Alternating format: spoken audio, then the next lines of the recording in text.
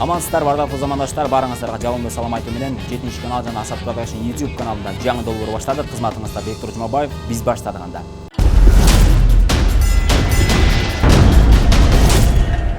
Барыңыздарга белгилүү болгондой, биз ринг ортосундабыз. Ошол ринг ортосуна азыр белгилүү инсандарды чакырмакчыбыз. Чыгармачылыктан тышкары таланттарын көрсөтмөкчү. Андыктан биз менен бирге болуңуздар, каналыбызга катталыңыздар, кызыктын баары алдыда.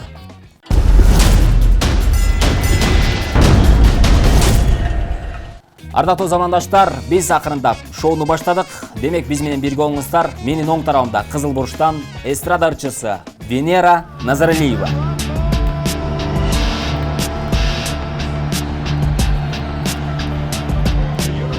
Жана Венера Назаралиева эжекебизге атаандаш болуучу инсан, Тамашоу жогорку лига 6 сезондун чемпиондору, Ноунейм командасынын мыкты оюнчуларынын бири, супер тамада шоумен Кадыр Жарматов.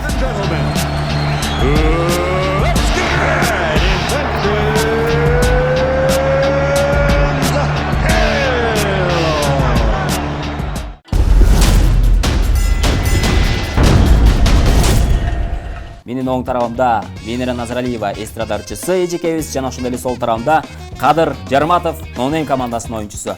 Биринчи раундга жеткирбей. Көрөсүз. Эң сонун. Мына өзүңүздөр көрүп тургандай, биздин атаандаш болуучу инсандар өзгөчө сонун маанай менен келип отурат. Мен сизге 10 суроо берем. Мына ушул 10 суроого 1 мүнөт ичинде жооп беришиңиз керек болот. Бат-баттан. Демек, баштадык. Паспорттогу толук аты жөнүңүз? Назаралиева Венера Шукурбековна. Жашоодогу урааныңыз? Дайымалга. Эң көп колдонгон сөзүңүз? Эме, жанагы, ошондой эле. Эме десеңиз. Сизди курчаган адамдар кандай сапаттарга ээ болуш керек? Ак көңүл, өзүмө окшогон. Сиздин жактырган автоунааңыз? Toyota Camry. Кандай түстү жакшы көрөсүз? Мен кара, кызыл түсті жакшы көрөм. Дүйнөнүн кайсыл шаарына барып эс алууну каалайсыз? Көптөн бери Италияга баргым келип жүрөт. Жана бул жашоодо сизди өкүндүргөн нерсе? Өмүр кыска. Акыркы жолу качан ыйладыңыз эле? Эсимде жок. Жашоодогу эң чоң максатыңыз? Максаттарым көп. Эң сонун. Мына ушундай 10 суроо сизге берилди. Биз акырындап улантабыз, ардактуу замандаштар. Менин сол тарабымда Көк Бурчтан Кадыр Жарматов акабызга дал ушундай суроолор. Паспорттогу толук аты жөнүңүз? Жарматов Кадырбек Бердибекович. Жактырган түсүңүз? Жашыл. Жактырган автоунааңыз? Бузулбаган автоунаа. Жашоодогу эң чоң урааныңыз? Өмүрүмдүн аягына чейин элге кызмат кылуу.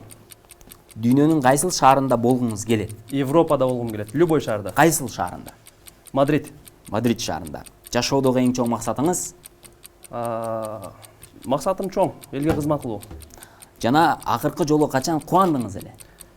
Кече жакында туулган күнүм кубангам. Балдарым мага өзгөчө ыр белек кылыптыр. Бир жашка картайдым деп. Ишиңиз болсун жөн. Биздин катышуучуларга алгачкы 10 суроону берип алдык. Биринчи раунд. Биринчи раундтун алгачкы суроосу, бул раундтун ичинде 3төн суроо берилет ар бир катышуучуга. Сизге 3 суроо, сизге 3 суроо. Венера эжекебизден баштайбыз. Чыгармачылыктын жолунда көптөгөн эле жерлерди көрүп жүрөбүз. Мына ошол жерлердин аталыштары тууралуу суроо. Баткен облусу эмне үчүн мындай аталышка ээ болуп калган? Баткен облусу? Билбейм. Баткен шаар болгон да, анан Ошко кирген мурда. Анан алыс болгондуктан, анан Баткен облусу тем более эки мамлекет менен чектешет ал жакта, ошондуктан облуска айланган. Жок, негизи Баткен деген сөз эмнени түшүндүрөт? Эме кендер Көп болгондугуна байланыштуу деп ойлойсуз, э? Сиздин жообуңуз? Ошондой эле го? Ошондой эле. Урдады, плагиат. Жок. Негизи Баткен деген сөз баарыбызга белгилүү. Баткен облусунда өрүктүн мекени деп коебуз, бал ширелүү мекен. Биз ар дайым эле бир нерсени кармаганда, бир колум батташып калды деп айтабыз. Бул бат деген сөз шире дегенди түшүндүрөт. Ал эми кен деген сөз болсо, бул ошол түрк тилинен которгондо шаар же болбосо кала, Сеники да туура эмес. өлкө деген статусту берет экен. Демек, Венера эжеке, экинчи суроо. Бул логикалык суроо болмокчу. Кара мышык үйгө кайсыл учурда оңой жана бат кирет? Кара мышык? Кара мышык? Түндө кирет да. Капкара болот да. Жок. Бирок көз көрүнөт да. Жок. Кара мышык кайсыл учурда үйгө бат жана оңой кирет? Кара мышык үйгө баягы үйдө уруш жаңжал болгондо ошо карамышык аралады деп коебуз да, ошондойбу? Жок, сизде жооп Жооп бар. Каалаган убакта кире берет ал. каалаган убакта берет. Менде жооп ошол. Сиздин жообуңуз бир аз жакын Кадыр мырза. Анткени карамышык үйгө эшик ачык болгондо оңой гана кирет. Эшик ачык болсо эле кире берет. Кара эле мышык менен любой мышык кирет. Үчүнчү суроо. Ачко мага азыр качко? Ооба, азыр 1-0. 1-0 болду. Кийинки суроо, үчүнчү суроо. Быйылкы жылы алма өрүк мөмөсү болбойт экен. Себеп? Болбойт деген кошулбайм, болот. Сиздин жообуңуз? Алма эч убакта өрүк боло албайт да. Эң туура.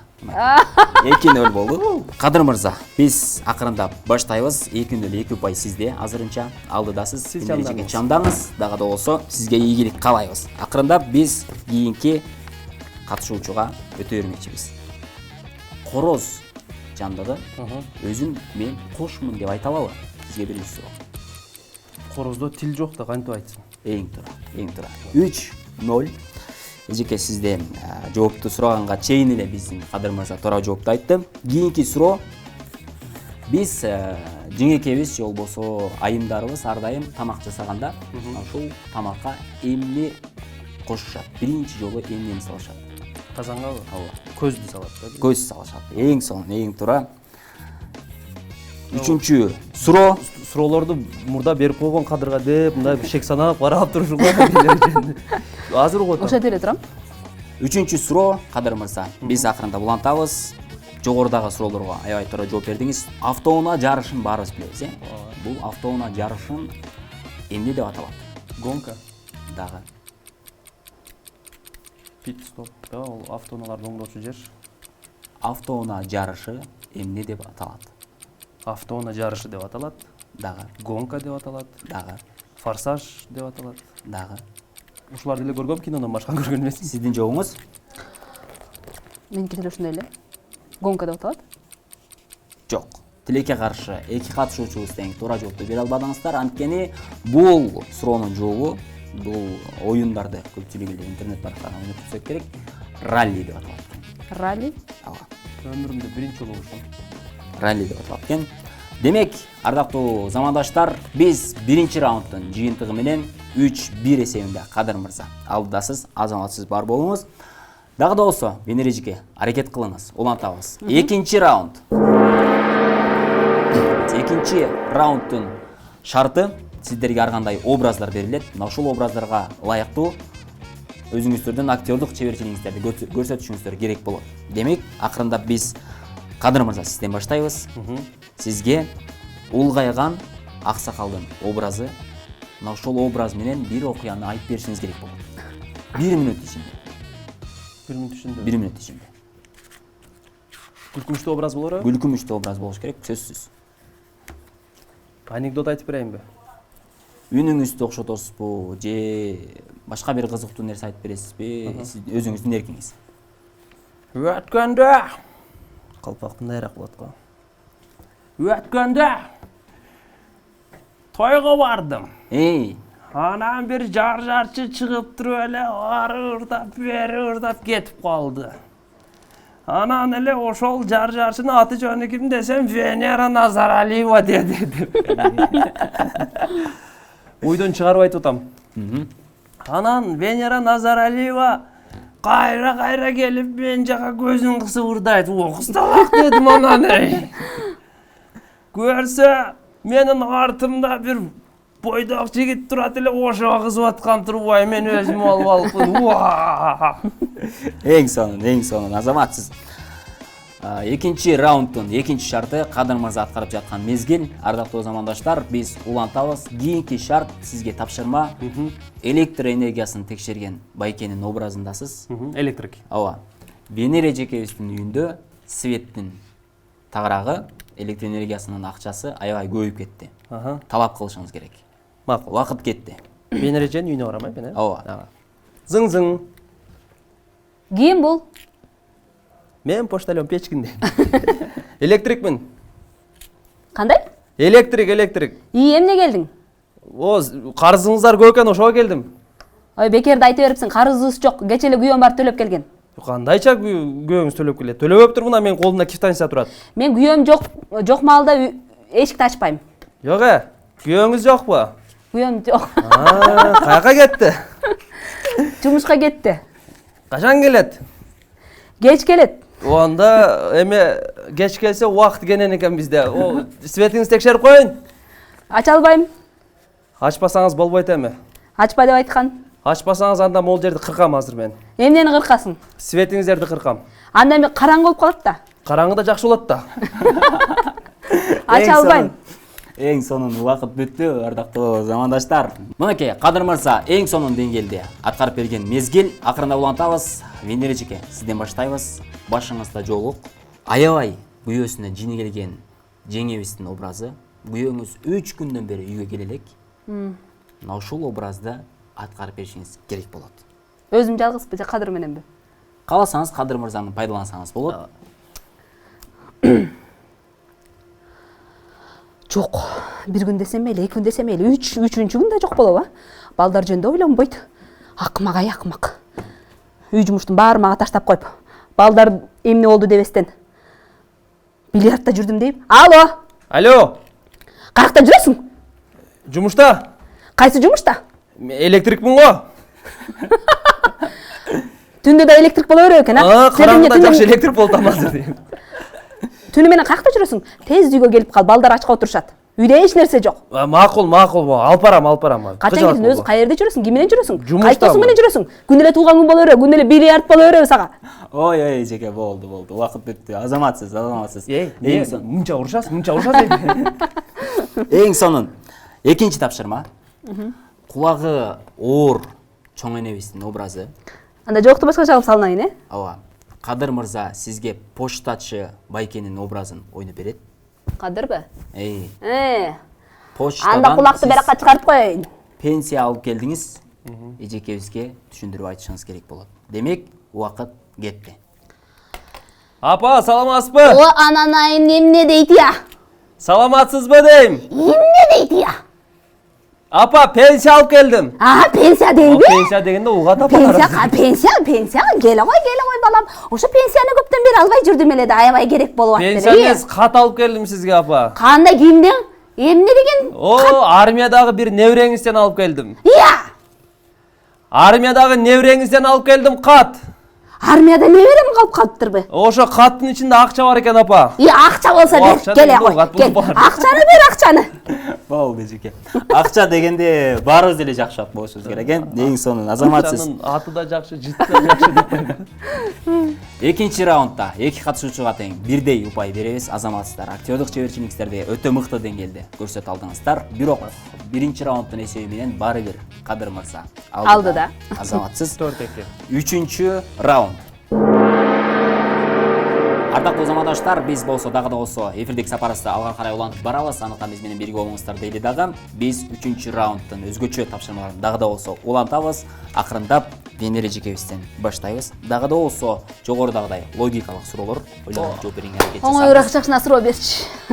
Аракет жасаңыз. Демек, баштадык. Биринчи суроо: хоккей оюнундагы таякчанын аты эмне деп аталат? Эме? Клюшка беле? Дагы. Шайба беркенесе. Клюшчик. Бир аз сизге жардам болсун. Клюшка. Туура айттыңыз. Башка тамгасы. Клюшка да болбадымбы? Экинчи катышуучубуз менен улантабыз. Демек, сизге кийинки суроо. Маек кызматкеринин таякчасы эмне деп аталат? Жезл деп аталат, да? Эң сонун. Мынакей үчүнчү раундда мына жерде жыйынтыктады, ардактуу замандаштар. Төртүнчү раундда дагы да болсо биз катышуучулар менен өзгөчө бир сонун тапшырмаларды бермекчибиз. Венера эжеке, сизден баштайбыз. Сизге 1 минут убакыт берилет. Кайсыл бир жердеги болгон окуяны айтып беришиңиз керек. Ошол окуяны айтып жаткан учуруңузда мен кандайдыр бир сөздөрдү кошумчалап сизге айтып өтөм. Мына ушул мен айткан сөздү кошуп кетишиңиз керек болот. Демек, баштадык. 1 минут убакыт ичинде. Биз клип тартып жүргөн учурда Алайга барып калдык. Анан кийин ал жакка бара турган жолдун узактыгын мага айтышкан эмес. Машина менен баратабыз, бир маалда эле кетип атабыз. Анан араба. түшүп туруп наракка машина жүрбөйт экен, арба менен кеттик. Арба менен кетип баратабыз. Тоого эле чыгып баратабыз, эч ким жок. Маймыл. Шунчалык алыс экен, жолдо маймылдар жүрөт экен. Маймылдарды көрдүм. Анан маймылдардан корктум. Мен достор маймылдар менен ойношту, саламдашты. Анан кетип атабыз. Кетип атсак эле кактустар өсөт экен, жолдочу. Баягы үйдөгү кактустар аякта жолдо өсөт экен. Анан эч эле жетпейбиз да. Аябай кетип атабыз. Ти жолдон кетип атсак алдыбыздан Касым айке чыгып калды, менин кошунамчы. Көптөн бери көрүшпөйбү, Касым айке менен сүйлөшүп, Касым айке бизге Инстаграмдан көргөнү, Инстаграмдан мени көрүптүр да. Анан айтпадыбы, мен сени Инстаграмдан эле көрүп калдым акыркы күндөрү деп. Азаматсыз. Аябай жакшы экен Касым айке. Касым айке жок болгондо анда эмне болот элек, 4-чү раунд. Биздин эжекебиз аябагандай сонун бир окуяны айтып өттү. Эми кезек Кадыр мырзада. 4-чү раундтун алгачкы тапшырмасы. Мына ушул жогоркудагыдай эле. Сиз дагы бир окуяны айтып беришиңиз керек болот. Мен сизге сөздөрдү айтып өтүп кетип турам. Демек, баштадык. Үйгө барып отурсам бир эже чалды.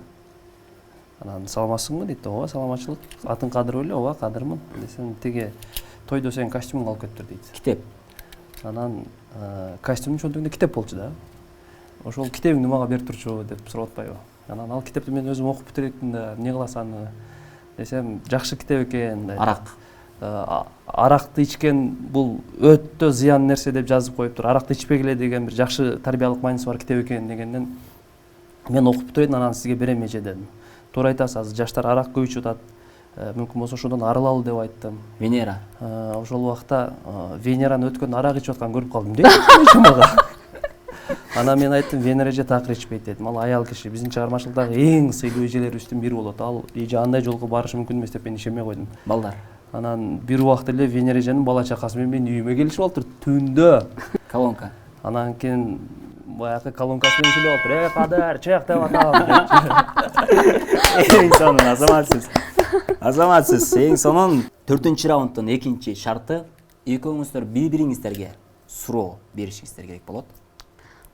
Эмне суроо берсек? Туура эмес жооп берген болсо, упай алат. Кандай суроо бериш керек? Боло берет. Кайсы тармак? Логический болот. Всё болду. Берериңиз. Сен берчи. Мен берейин, а? Бир суроо да. Негизинен мага жагат. Адамдын бир органы менен бир мамлекеттин борбор шары бар. Ошо экөөнү кошкондо кыздын аты келип чыгат. Бул кайсы орган, кайсы шаар болушу мүмкүн? Адамдын органы менен башка мамлекеттин борбор шаары. Борбор шаарыны экөөнү бириктиргенде биринчи орган, экинчи эме борбор шаар. Анан бир кыздын аты келип чыгат. Бул подсказка кыргыздын эле кызынын аты.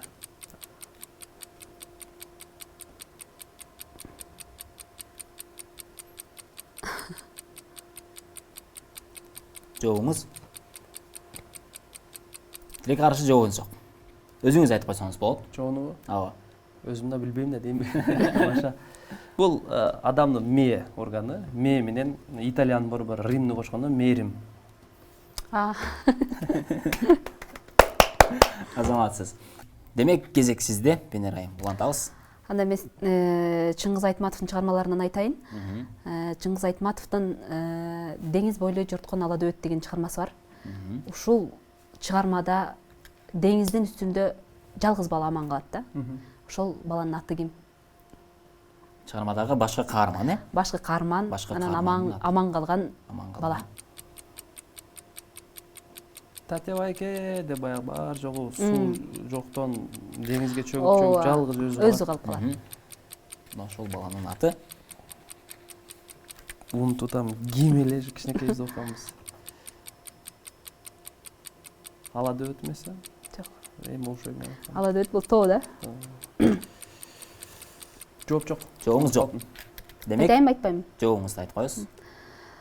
Бул деңиз бетинде жалгыз канча күндөн бери аман калган баланын аты Кириск болчу. Кириск деген жигит деген. Демек, экөөңүздөр тең бири-бириңиздердин сурооңуздардын жоопторун таба албадыңыздар. Упай алган жоксуздар. Эсеп ошол эле бойдон. Биз 3-чү шартка өтөбүз. 3-чү шартта мен бат-баттан суроолорду берем. Кимиңиздер билген болсоңуздар жооп айтып кете бересиздер. Бул акыркы шарт болмокчу. Демек, баштадык. Биринчи суроо. Россияда биринчи орунда, Францияда экинчи орунда бул? Р. Р тамгасы. Р тамгасы. Азаматсыз. Экинчи суроо. Эмне отко күйбөйт жана сууда чөкпөйт? Жоогуңуздар жок, Аба. Жок. Аз токтоп тур. Сууга Отко дагы күйбөйт, сууга дагы чөкпөгөн зат. Зат да булар Зат. бар. Отко күйбө, сууга чөкпө. Ырдап берип койсоңуз болду. мейли. Демек жоогуңуздар жок, бул муз болчу. Муз болчу. Сууда дагы чөкпөйт, отко дагы күйбөйт. Демек кийинки суроо. Жанып турган 10 чырактын 3-өсүн өчүрүп койсо, бөлмөнүн ичинде канча чырак калат? 7. Дагы. Жанып турган 10 чырактын 3-өсүн өчүрүп койсо, бөлмө ичинде канча чырак калды? 10 чырак эле калды. Себеп? Жетөө жарык, үчөө өчүп 10 чырак. Эң туура. Биз светтерди жөн гана өчүрүп койдук, алып чыгып кеткен жокпуз, бөлмөнүн ичинде турат. Кийинки суроо. Поле чудес оюнун баарыбыз билебиз. Мына ушул телекомпаниянын аты.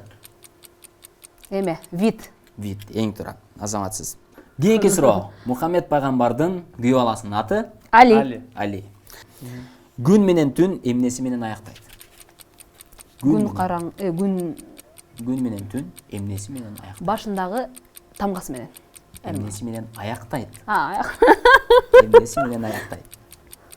Күн менен түн аяктабайт да. Алмашкан учурда Н менен аяктайт. Н менен аяктайт, азаматсыз.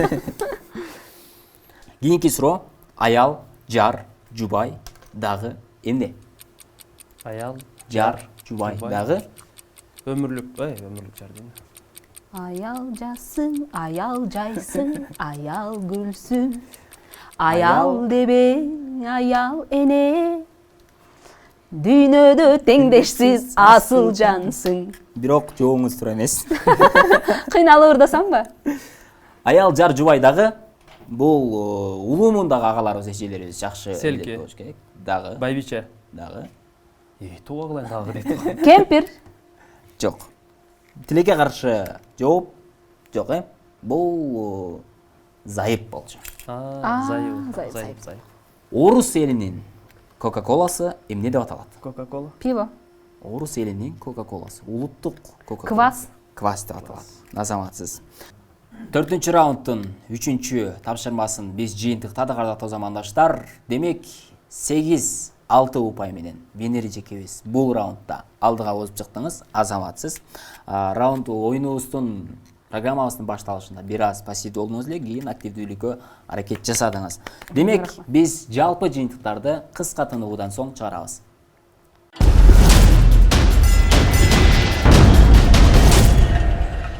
Урматтуу замандаштар, биз болсо мына ошентип бүгүнкү эфирибизди жыйынтыктап жаткан мезгилибиз. Демек, бүгүнкү Ринг Шоу программасынын алгачкы чыгарылышында Кадыр Жарматов жана Венера Назаралиева жекебиз конокто болушту. Атаандаш болушту тагыраагы. Жалпы жыйынтыктар боюнча 2-чү, 3-чү, 4-чү раундтардын жыйынтыгы боюнча 11 упай менен Кадыр мырза жана Венера жекебиз өзгөчө бир сонун таймаш күтүп бериңиздер. Баарыңыздар экөөңүздөргө терең ыраазычылык билдиребиз. Акырындап сиздерге эркин микрофон жекебизден баштайбыз. Жалпы биздин Куттуктайм. Достук жеңди. Достук жеңди. Ошондо биз экөөбүз тең болуп калдык. 11 упай менен. Не дейм, эми баарыңыздарга аманчылык тилейм. Жашообузда ар дайым жакшы күндөр көп болсун, жакшылыктар көп болсун. Алардын баары жакшылыктар менен коштолсун. Сиздердин да ишиңиздерге ийгилик каалайм. Чоң рахмат. Кадыр мырза, улантабыз. Бизде чет өлкөдөн көрүп аткандар, ушул Кыргызстан ичинде көрүп аткандар деги эле ким көрүп аткан болсо, ар бириңиздерге биринчиден ден соолук, ишиңиздер ийгиликтүү болсун. Кайсыл жерде болбоңуздар, аман болуңуздар. Баарыңыздарга жыргал жашоо каалайбыз. Жыргал жашоо. Эң сонун каалоо тилектер болду. Эми бүгүнкү эфирибизге келип бергениңиздерге чоң ыраазычылык айтабыз. Биздин өнөктөштөрүбүздөн өзгөчө белектерибиз бар сиздер үчүн.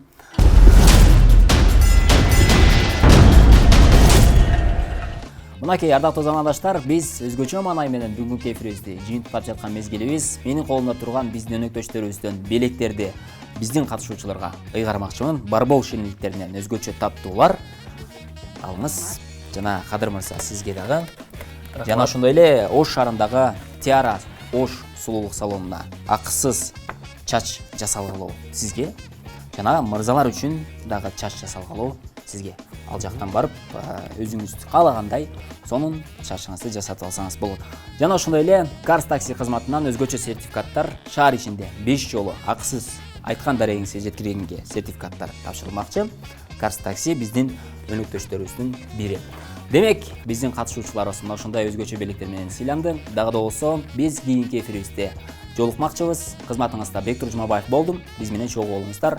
Биздин каналыбызга катталыңыздар жана комментарий калтырыңыздар. Комментарийге өзүңүздүн ой пикириңизди жазыңыз. Жана сиз кийинки чыгарылышыбызда кайсыл белгилүү инсанды көргүңүз келет? Бул боюнча дагы өзүңүздүн оюңузду калтырсаңыз болот. Биз ар бир көрөрмандын сөзсүз түрдө ой пикирин эске алабыз. Бар болуңуздар достор.